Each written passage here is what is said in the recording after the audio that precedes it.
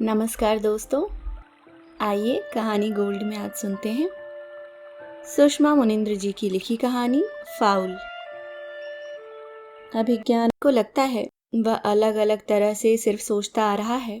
उसने जो काम सबसे अधिक किया है वह है सोचने का। अब तक कुछ नहीं किया है सिवाय सोचने के। जब नई नई जवानी के दिन थे तब सोचता था कि गुलेरी की कहानी, उसने कहा था कि हरे रंग की शालू वाली एक उसकी जिंदगी में भी आए, तो वह आई। जब वह इस विकासशील नगर के सुस्थापित अधिवक्ता अयोध्या प्रसाद के अंडर में वकालत सीख रहा था। अयोध्या प्रसाद जी के चैम्बर में उस वक्त 5 जूनियर थे, 4 लड़के और 5वीं वही, जो अंततः हरे रंग की शालू वाली निकली। चारों लड़के उस पर समान भाव से फिदा थे, पर वह अभिज्ञान पर फिदा हुई। अभिज्ञान इसे एक उपलब्धि की तरह देखता था, पर शायद सभी हरे रंग की शालू वालियां एक से किस्मत लिखाकर लाती हैं। इस प्रकरण में इतनी भर विविधता हुई कि कुड़माई शालू वाली की नहीं, अभिज्ञान की ही हो गई। जैसा कि आरंभ में ही स्पष्ट किया गया है, अभिज्ञान अलग अलग तरह से सोचता आ रहा है, तो उसने सोचा कुड़माई का कड़ा विरोध करेगा, पर नहीं कर पाया। उसे लगता है वह 3 भाइयों और एक बहन में सबसे बड़ा है, पर उसकी हमेशा कम सुनी गई है। कारण बहुत साफ है। मझला भाई ध्वज एमडी कर रहा है, छोटा भाई धर्म एमबीए कर अभी अभी एक मल्टीनेशनल कंपनी में आकर्षक वेतन पर लगा था, जबकि अभिज्ञान कुछ खास नहीं कर पाया था, जिसका परिणाम पूरा परिवार भुगत रहा था। दोनों छोटे भाइयों के लिए शानदार वैवाहिक प्रस्ताव निरंतर आ रहे थे, जबकि अभिज्ञान के लिए प्रस्ताव आ ही नहीं रहे थे, और जो आ रहे थे वे उस गौरव को कम कर देते थे जो इस परिवार को दोनों छोटे लड़कों के कारण प्राप्त हो रहा था। ऐसी संवेदनशील स्थिति में भाग्य से आए मनीषी के प्रस्ताव पर बाबूजी ने अभिव्यक्ति दे दी, अभिज्ञान बेवकूफ़ी छोड़ो और हमें कुछ जीने दो। यह क्या शोभा देता है कि एक तुम्हारी वजह से मैं उन बड़े बड़े लोगों को कोई उत्तर न दूं जो ध्वज और धर्म के लिए आ रहे हैं। तो ध्वज और धर्म की शादी कर दीजिए। बड़ा बैठा रहे और छोटे की शादी हो जाए तो इस खानदान की प्रतिष्ठा बची रहेगी। तो पहले मेरी कर दीजिए सुहानी से। यह नहीं होगा। निम्न वर्ग की लड़की विप्रकुल में नहीं आएगी। और तुम इश्क में निकम्मे न बनो। बड़े इंतजार के बाद यह जो प्रस्ताव आया है, इसकी कद्र करो। मैं ना जानता था अयोध्या प्रसाद के चैम्बर में वकालत नहीं, इश्क सिखाया जाता है। तुम्हारा कैरेक्टर खराब हो गया। अभिज्ञान क्या क्या तो सोच रहा था। वह और सुहानी जल्दी ही अयोध्या प्रसाद से अलग होकर पार्टनरशिप में स्वतंत्र वकालत शुरू करेंगे, विवाह करेंगे और दुनिया को मुट्ठी में कर लेंगे। और यहाँ पता नहीं क्या हुआ जा रहा था। वह पता नहीं कितना कुछ सोचता रहा, और एक रात जब पता नहीं कितना बचा था, तब बहन ने उसे उसके कमरे में ठेल दिया, इस उम्मीद के साथ कि घर में जबरन बस जाने वाली फाख्ता से भी मुंह हो जाता है। मनीषी तो कमनीय कन्या है। वह छिटका रहा। क्या करे अब इस मनीषी नाम की परिणीता का, कैसे स्वीकारे। पर मनीषी जहीन निकली, वह सो चुकी थी। अभिज्ञान अपने कमरे में अपने ही बिस्तर की छोटी सी जगह में इस तरह सिकुड़कर बैठा रहा मानो अब वह बिस्तर उसका नहीं था। देर तक व्यर्थता बोध में बैठा रहा, फिर सोचने लगा। मनीषी को जगाए और वकील से सधे अंदाज में प्रश्न पूछे, यह विवाह तुमने क्यों किया? मर्जी से किया या तुमने कभी प्रेम किया है? बनी हो किसी के हरे रंग की शालू? नहीं, तो फिर मेरे प्रश्नों का सही उत्तर नहीं दे सकोगी। बहुत अंतर होता है प्रेम करने वालों और न करने वालों के अनुमान और मानसिकता में। विचित्र था मनीषी का अंदाजे बयां। वह चुप रहती थी। अभिज्ञान उसकी इस चुप्पी पर हैरान था। अम्मा बात बात में बड़बड़ाती है, बहन बात बात में पैर पटकती है। सुनने में आया है ससुराल में भी उसकी आदत गई नहीं है। सुहानी बात बात में हंसती है। मौन रहने वाली लड़की शायद यह पहली ही है, जबकि मनीषी का मौन घर वालों को कृतज्ञ किए था। इस तरह के बहुत से प्रश्नों से बचे हुए थे। वे मनीषी के प्रति संवेदनशील होते जा रहे थे। बाबूजी ने एक बार फिर समझाया, अभिज्ञान अब तुम पर एक जिम्मेदारी है। स्वतंत्र रूप से वकालत क्यों नहीं शुरू करते? सोच रहा हूँ सुहानी के साथ पार्टनरशिप में शुरू कर दूं। एक स्त्री और एक पुरुष की पार्टनरशिप जैसा कुकांड इस शहर में अब तक नहीं हुआ है। लोग तुम्हें केस तो क्या देंगे, मुफ्त तमाशा जरूर देखेंगे। हम दोनों वकील हैं, पुरुष स्त्री जैसी कोई बात बीच में क्यों लाते हैं? वस्तुतः यह एक विचित्र स्थिति थी। मनीषी से विवाह कर अम्मा बाबूजी की हसरत पूरी कर देने के साथ ही अभिज्ञान मानो दबाव से मुक्त हो गया था और अपनी मर्जी चलाकर अम्मा बाबूजी दबाव में आ गए थे। दोनों पक्ष इतनी सावधानी व सतर्कता जरूर बरत रहे थे कि उनके आपसी अवरोध प्रतिरोध मनीषी तक न पहुंचे और हालात एक दिन सुधर जाएंगे। इधर मनीषी अम्मा बाबूजी की जद्दोजहद और अभिज्ञान के फितूर से खुद को पूरी तरह अलग रखे हुए थी। यहाँ तक कि वह जब मायके जाने लगी तब भी उसने अभिज्ञान से बात न की। अभिज्ञान ने सोचा था वह इतना तो जरूर पूछेगी और पूछना ही चाहिए कि आखिर आप इस तरह छिटके हुए क्यों हैं। नहीं पूछा यह नहीं, पर कुछ तो पूछती। तब अभिज्ञान ने पूछा, मायके जा रही हो, पैसे हैं ना? अम्मा ने दे दिए हैं। वैसे वहाँ पैसे की क्या जरूरत होगी? मनीषी ने आंखें झुकाए हुए कहा। तो अम्मा ने पैसे दिए, बीच में ध्वज आया था तो इसके लिए साड़ी और चूड़ियां लाया था, तो हर कोई इस पर चाहते लुटा रहा है कि फिर यह एक दिन प्रसन्न करेगी। खैर, मैं प्रसन्न होने से रहा। यह मायके जा रही है, फिलहाल यह प्रसन्नता जरूरी है। बड़े दिन हुए अपने ही कमरे में अजनबी की तरह सोते हुए। खूब पसर कर सोऊंगा। पर रात तो आई, नींद नहीं आई। वही सोचने की बीमारी। क्या कोई लड़की इतनी शांत हो सकती है? लगभग अनुपस्थित, अदृश्य मनीषी इतने दिनों यहाँ रही, क्या सोचती रही होगी? मौन रहकर क्या इस रिश्ते को अमान्य कर रही है, या एहतियात बरत रही है कि सब ठीक हो जाएगा, या चुनौती दे रही है कि ऐसे आदमी का तिरस्कार ही करना चाहिए। पर मनीषी से मुझे क्या प्रयोजन? मैं इतना क्यों सोच रहा हूँ? यह सोचना थमता क्यों नहीं?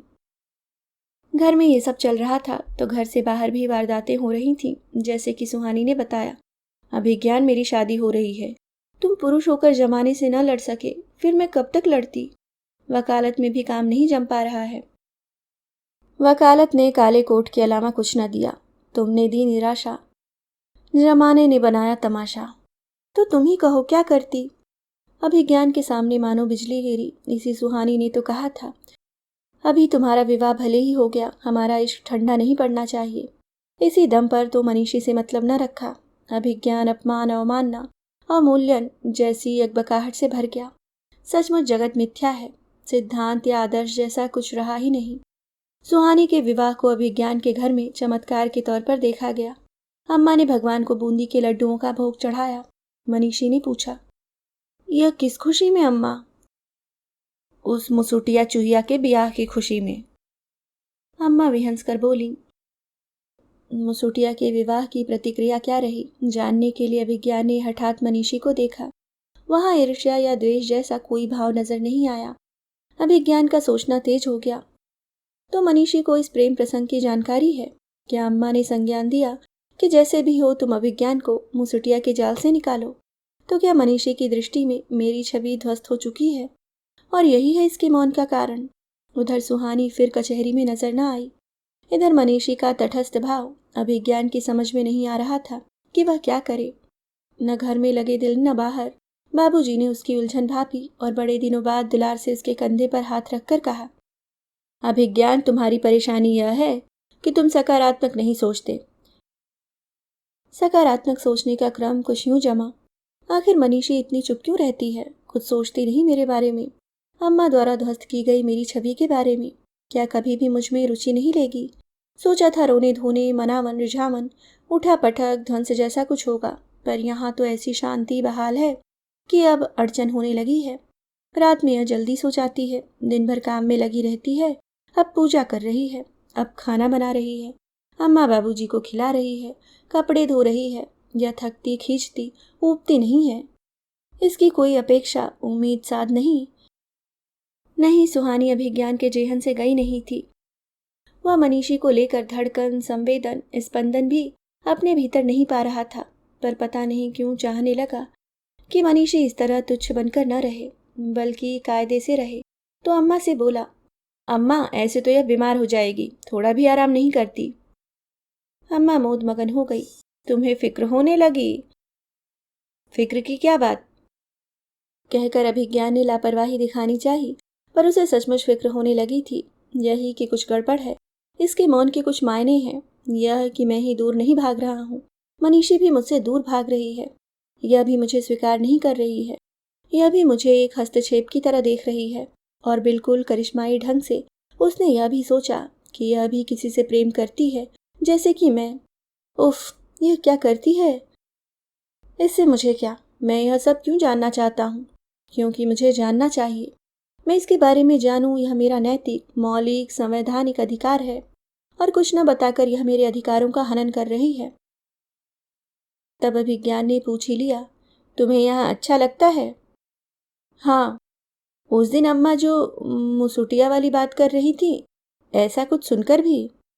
उसमें आपका दोष नहीं है, क्योंकि बहुत से लोग प्रेम करते हैं। तो तुम्हें आपत्ति नहीं है? मेरी आपत्ति पर ध्यान कौन देता है? क्या तुम्हें लगता है कि ये बातें तुम्हें न बताई जाती तो बेहतर होता? बातें छिपाना भी ठीक नहीं। बाप रे, एक भी उत्तर इस तरह नहीं दे रही है कि कोई सुराग मिले। तो क्या वक्त आ गया है स्पष्ट पूछने का कि तुमने किसी से प्रेम किया है? किसी की हरे रंग की शालू वाली बनी हो? क्या तुम्हारे परिवार की मर्यादाएं भी प्रेम पर आकर भंग होती हैं? पर ऐसा कोई एपिसोड इसके जीवन में न हुआ तो यह कितना बुरा मानेगी कि मुझे अपने जैसा धूर्त समझा है। अभिज्ञान यह पूछने का साहस न दिखा सका। इतना जरूर हुआ कि उसने मनीषी को बहुत गौर से देखा। मूर्त आकृति की तरह बैठी मनीषी के नए नक्श बहुत धारदार तो नहीं है, पर दुधिया स्निग्ध त्वचा चेहरे को स्वस्थ सुंदर लुक देती है। मनीषी का मौन अभिज्ञान को गैर कानूनी सा लगने लगा। एक वह दिन था जब सोचा था कि इसकी सूरत नहीं देखेगा। एक यह दिन है जब लग रहा है यह कुछ बोले, अपने गुस्से चिढ़ का प्रदर्शन करे, प्रतिसाद करे, अभियोग ही लगाए कि यह क्या है कि कमरे में मैं अवांछित सा पड़ा हूँ, यह विरक्त सी पड़ी है। वह बेचैन होकर कहने लगा, मनीषी, तुम अपनी दशा पर खुश हो? वह पत्नी को पहली बार नाम से पुकार रहा था। हाँ, यह जानने के बाद भी कि मैं ऐसा क्यों हूँ। आप कैसे हैं? तुम्हें निराश किया? नहीं तो? तुम कुछ और चाहती थी। मैं समझी नहीं। प्रेम प्रसंग की सीधे जासूसी न कर उसने सभ्यता से काम लिया। तुम स्टेट लेवल की बैडमिंटन प्लेयर रही हो ना, तो मेरा मतलब शादी के बाद करियर में रुकावट तो नहीं पाती हो? तुम अपने जिले की बेस्ट महिला खिलाड़ी मानी जाती थी ना? हाँ। तो ग्राफ में जीत अधिक दर्ज है कि हार? सिंगल्स डबल्स में कुछ बार हारी हूँ, पर मिक्स्ड में हमेशा जीती हूँ। Mixed doubles? कौन था इसका साथी? खेलने के अलावा और क्या काम करता होगा? क्या उम्र होगी? दोनों के बीच अनुराग जैसे तत्व। जब मायके जाती हो तब खेलती हो? नहीं, खेल किसी के लिए नहीं रुका रहता, वहाँ दूसरे खिलाड़ी आ जाते हैं। मिक्स्ड डबल्स में? मनीषी ने उत्तर देने में तत्परता दिखाई। मेरी जगह मिहार आ गई है, अच्छा तालमेल बना लिया है। मिहार को अपनी जगह देखकर तुम्हें बुरा लगा? मनीषी ने इतना भर कहा। खेल और जिंदगी के नियम अक्सर एक से होते हैं, जगहें भर जाती हैं। मनीषी का मौन और अभिज्ञान की बढ़ती मुश्किलें, दरअसल सब कुछ उल्टा हो गया था। सोचा था वह भाग रहा होगा और यह रिझा रही होगी, लेकिन हुआ यह कि वह भाग रहा था, यह सिमट रही थी। उसका भागना थम गया, इसका सिमटना जारी रहा। अभिज्ञान प्रेम में वहशी होकर कपड़े फाड़कर न तो सड़क पर घूम रहा था, न वैरागी बन भगवा धारण कर सका था। तो अब आवश्यकता और उपयोगिता के मद्देनजर वह समन्वय पर आना चाहता था, सकारात्मक सोचना चाहता था। तो सकारात्मक सोचते हुए उसने पाया कि वैसे तो उसने मनीषी पर जुल्म नहीं किया है, पर फिर भी किया है। वह खुद को गुनहगार पाने लगा, लज्जित हो गया। फिर क्षमा प्रार्थी की तरह मनीषी के सामने प्रस्तुत हुआ। मनीषी, तुम्हें मेरे बुरे व्यवहार से दुख तो जरूर हुआ होगा। नहीं। मैं क्या करता, मेरी मनस्थिति तब क्या रही होगी, वह समय मैंने कैसे बिताया, तुम अनुमान नहीं लगा सकती। लगा सकती हूँ। जो हुआ मुझे उसका अफसोस है। अफसोस? अफसोस न करें, आपके व्यवहार से मुझे सुविधा हो गई। मुझे खुद को संभालने का समय मिल गया। मनीषी ने अब भी आंखें झुका रखी थीं और आंखों पर ये जो पलकें तनी हुई थीं वे भापने न देती थीं। आंखों में क्या ठहरा हुआ है, कोई कसक, कोई चुभन, अफसोस, पीछे छूट गई कोई स्मृति। अभिज्ञान को अनायास मिक्स्ड डबल्स वाले का ख्याल आ गया।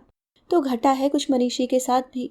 नहीं कर पाई होगी माँ बाप का विरोध, रहे हैं कुछ अनिश्चय। भूलने में लगा होगा वक्त और अब संभल रही है, ठीक मेरी तरह।